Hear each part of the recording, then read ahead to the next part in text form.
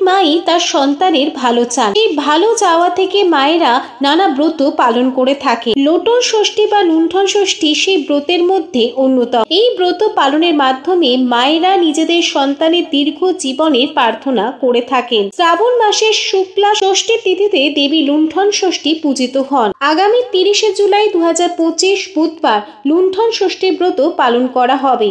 এই ব্রত পালনের বিশেষ কিছু নিয়ম রয়েছে, সেগুলি নিষ্ঠা সহকারে পালন করতে পারলে সন্তানের মঙ্গল হয় বলে বিশ্বাস করা হয়। সেদিন সেই নিয়মগুলি কি কি? লুণ্ঠন ষষ্ঠীর দিন আমিষ কিছু মুখে তোলা যায় না। সারাদিন উপবাস রেখে ব্রত পালন করতে হয়। ব্রত পালন শেষে লুচি, সুজি, ফলমূল এই সকল নানান খাবার খাওয়া যেতে পারে। যে স্থানে পূজা করা হবে সেটিকে আগে ভালো করে পরিষ্কার করে রাখতে হবে। পূজার আগে অবশ্যই সেখানে আলপনা দিতে হবে। মা ষষ্ঠী দেবী তুষ্ট হন। লুণ্ঠন ষষ্ঠী বা লোটন ষষ্ঠীর ব্রত কথা অবশ্যই শুনতে হবে, না হলে ব্রত পালন সম্পূর্ণ হবে না। ব্রত পালনের উপকরণ হিসেবে লাগবে ঘি, ঝিঙে, কড়াই, আখের গুড়, ফল, ডাব, মিষ্টি। বাড়িতে পুরোহিতকে দিয়ে ব্রতের পূজা করাতে পারেন বা ষষ্ঠী তলায় গিয়ে মাকে পূজা দিতে পারেন। এই দিন সন্ধ্যাবেলায় পুজো স্থানে একটি বড় আকারের মাটির প্রদীপ জ্বালিয়ে রেখে দেবেন। এর ফলে সন্তানের শরীর স্বাস্থ্যে উন্নতি ঘটবে।